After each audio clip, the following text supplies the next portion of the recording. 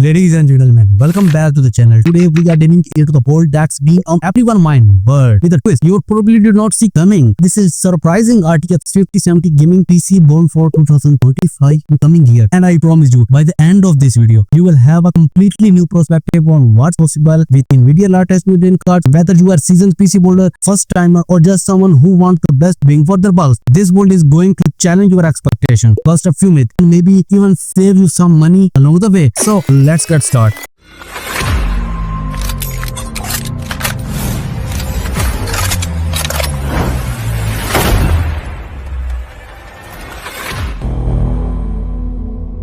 Now, before we get our hand dirty, let's address the elephant in the room, the RTX 5070. You have seen the headlines, you have read the review, and probably heard a lot of noise about how mid this is card. Some say it's just a rehash for last year tech, others claim that it is the best value in the current market, and a few are convinced it's a desert waiting to happen. But here's the thing, most of those takes are missing the bigger picture. Today, we are not just slapping the 5070 the case and calling it a day. We are going to build a system that actually makes sense for the real gamers in 2025 and coming years. One that balances performance, aesthetics, and future proofing without falling into the visual trap. So, what makes this build surprising? For starters, we are not going to follow the hype. We are not just going to throw the most expensive part as the 5070 and hope for the best. Instead, we are going to strategic. Every component has been chosen for a reason, and I will use all the logic behind each pick. We are talking about where it makes sense to spend a little extra and where you can safely stay without sacrificing performance. And yes, tell the brutalness about the 5070 strength and weakness, because you deserve the growth, not just marketing hype. But let's not go ahead of ourselves. Let's start with the basic. Who this is built for? If you are the kind of a gamer who wants to play the largest AA titles at 1440p with a high settings, maybe double in some 4K, and you don't want to break the bank, this is for you. If you care about having a system that looks as good as a performance, but you don't want to spend hours on a cable management or RGB sensing, this is for you. And if you are tired of the endless debate about team green versus team red and just want the PC that works, this is definitely for you. Now, let's talk about the 5070 itself. On paper, it's not the most exciting launch NVIDIA has ever had. The generational leap is not huge, the VRAM is that's adequate, and the price is well. It's NVIDIA. But here's the twist: when you pair this card with the right component and you actually build a system that benchmark, the 5070 can surprise you. It's not about chasing the highest benchmarks number on flexing on farm. It's about real world gaming, day-to-day usability, and getting the most out of your investment. So what's the plan for today? We are going to unbox every component, explain why it made the cut, and then build the system step by step. Along the way, I will share tips and tricks, and I will learn from years of building PC, things that can save your time, money, and lot of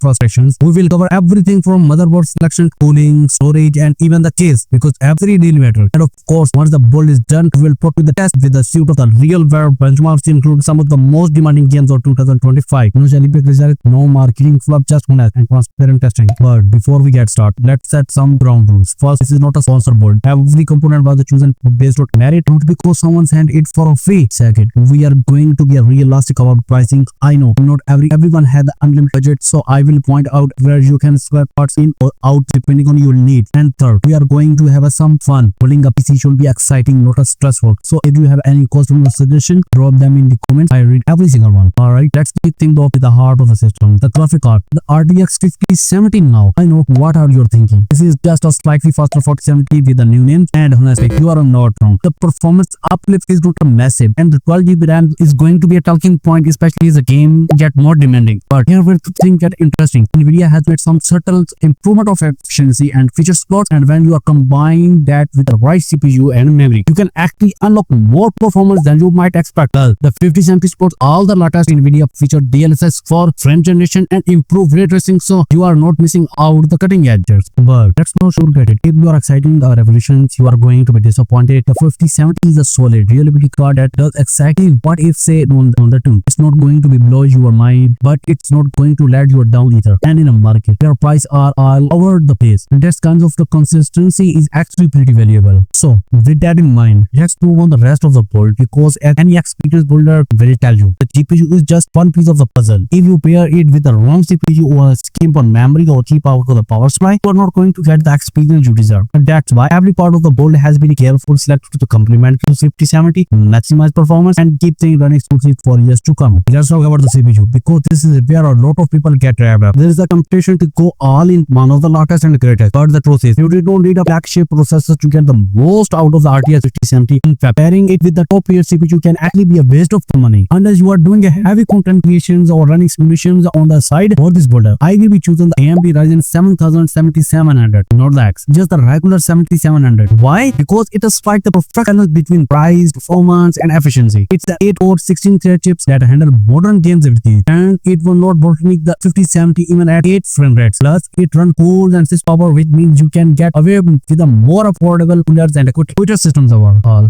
Plus, it runs cool and sys power, which means you can get away with a more affordable cooler and cooling systems overall. No, I know some of you are probably thinking, why not go Intel? What about the new Core Ultra chips? And that's a fair cost. Intel latest offering an impressive, especially if you are core about single threading performance or you are planning to do a lot of the video editing. But for the pure gaming, the Ryzen 7700 is hard to beat at the price point. It's a reliable, it's efficient, and it's a give you a clear upgrade path of you want to set up to 7800X 3D or even features at 5 chip down the line. That's the kind of flexibility that matters, especially if you are building a system you want to last. Speaking of longevity, let's talk about the motherboard. This is one of those components that does not get enough attention, but it can make a very big board. For this system, I will go with the Bese B650 Tomahawk Wi-Fi. It's not the flashiest board on the market, but it's a real solid, has excellent VRAM and support all the features you can actually need. PC's 4th generation fast DDR5 memory, plenty of USB port, and built in Wi-Fi 6E. Plus, it's a reasonable price, which means you can put more of your budget toward the part that actually impact performance. If you want the future proof a bit more, you can set up to the B850 or even an X870 board. But for the most gamer, the B650 is the sweet spot. Now, let's address memory because this is an area where a lot of the people still get trapped up by the old advice. In 2025, 32 GB or DDR5 is the new standard of the gaming. Yes, you can get by the pin. Yes, you can get by the 60 GB in the same title. But more and more games are the streaming to push faster, especially if you are like to keep a few Chrome tabs or background app while the game. For this board, I will choose the 32 GB kit of the DDR5 6000 CL36 for the King Stone's Fly. Sorry, it's fast, it's reliable, and it's will not break the bank. If you want the skills out of every last frame, you could go for the lower latency kit or even push up to 6400 MHz. But for the more people, 6000 is the sweet spot between price and performance. Storage is another area where you can really tailor that board to your needs. For the main drive, I will go with the 2TB Corsair MT600 NVMe SSD. It's TCL Generation 4, which means blazing fast read and write speeds, and 2TB gives you plenty of room of your OS, your favorite games, and healthy chunks of memory if you are a content creator or if you have a massive streams library. You can also add a secondary drive ladle with another NVMe or a big SSD for a board storage. The key here is flexibility. Don't feel like you have to buy all your storage up front. Start with that you need and upgrade you as you go. Now, let's talk about cooling. One of the biggest surprises with the 5070 is just how efficient it is. You don't need a massive AIO or a custom Bluetooth thing for this board. I will choose be a quick over 2FX air cooling. It's impact and it's more than enough to handle the Ryzen 7700 even 100 load. Plus, it looks great with a subtle LED lighting that ties nicely with the rest of the board. If you want to go all out the aesthetic, you could opt for an AIO with the fancy LCD display. But honestly, for the most people, a good gamer, a good air cooler is all you need. It's less hassle, less noise, and less risk of leaks. The case is where things get really interesting. For this board, I want something that was both functional and stylish without costing a fortune. Enter the Corsair 4000 DR4. This case has become a favorite among builders for a reason. It's easy to work, has excellent airflow, and look clean and any desk. The new 2025 version has a few tweaks, including better cables management options and support for a large GPU, which is perfect for the compact 5070. The front mesh panel ensures your components stay cool, and there are plenty of the room of extra fan or even a radiator if you want the upgrade down the line. Plus, it's available in both black and white, so you can match your setup with your style. Speaking of fan, I will go with the set of the big weight light wings 140 mm for intake intake and a single 120 mm for exhaust. These fans strike a great balance between airflow, noise, and aesthetic. There are easy to disengage, they keep cable clutter to a minimum, and the RGB lighting is a subtle but effective. If you want to go full RGB, there are plenty of options, but I prefer a more understand look that does not distract from the rest of the build. Powering all of these because pure powering 12 650 watt power supply. It's a fully modular, 80 plus gold rated, and more than enough for 5070 and Ryzen 7700 combo. In fact, you could probably get away with a 550 watt unit, but I like to have a little headroom for future update. Plus, the modular cables make and management a breeze is always a plus. So, to recap, we are both an RTX 5070, Ryzen 7700, 2GB of DDR5, a fast 2TB NVMe SSD, solid air cooling, a sleek cursor for 1000 DKs, and a reliable 650 watt power supply. Every component has been chosen to maximize performance, minimize noise, and keep the board looking clean and modern. But the real magic happens when you put it all together, and that's exactly what we are going to do next. Alright, it's time for the part you are all been waiting for, the actually board. If you are ever bold a PC before, you know there are nothing quite like a feeling of seeing you all carefully chosen apart together for the first time. And if you are new to this, don't worry, I will walk you through every step, share some pro tip, and make sure you avoid the most common pitfall. Building a PC in 2025 is easier than ever, but there are still few tricks that can make your life a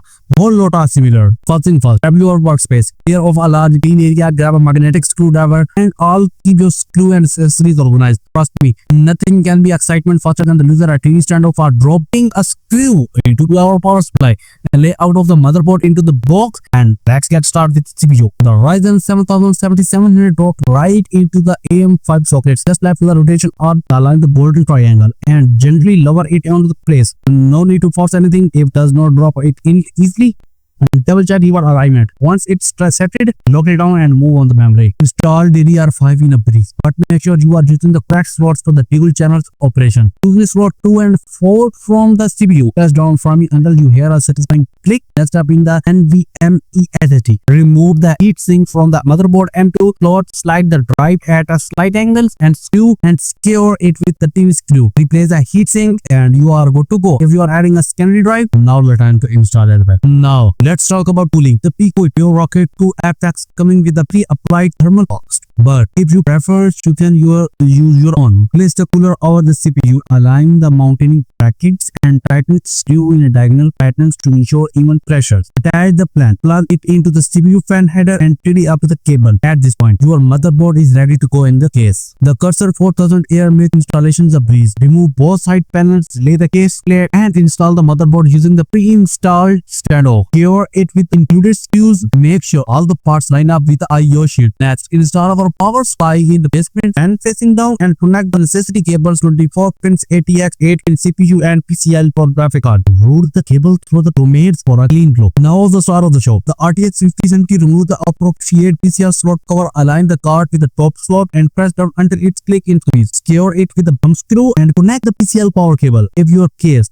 has a GPU support brackets, now it's the time to use it. While the 5070 is not as heavy as some flagship cards, it's always good to prevent sag. Install your case fan to 140mm in the front for intake, 120mm in the rear for exhaust. Connect the fan cable to the motherboard header or a fan hub and change the ARG cable if you want synchronized lighting. Take a few extra minutes to manage your cables behind the motherboard with a little effort. Here goes a long way in the keeping your board looking sharp and improving airflow. Double check all the connections. Power data, front panel, USB audio, plug-in monitor, keyboard and mouse, and hit the power button. If everything goes well, you will see the motherboard logo and can head straight to BIOS. XAMPP enable or echo for your memory. Set up your fan power for the silence or performance and make sure your storage is detected. Save and exit and you are ready to install Windows or OS choice. While the system up and running. Okay, time to real test. Let's go. I run this board for a journal of the 2025 most demanding titles. Think Cyberpunk 2077, Phantom Liberty, Starfield and the latest Call of the Duty at 1 and 1440p and the RTX 5070 delivers smooth, high refresh gameplay with the setting crank up and even at 4K. You can enjoy impressive visual things of the DLSS 4 and frame generation. Temperature stay in check, noise is minimal and the settings look fantastic on the desk. But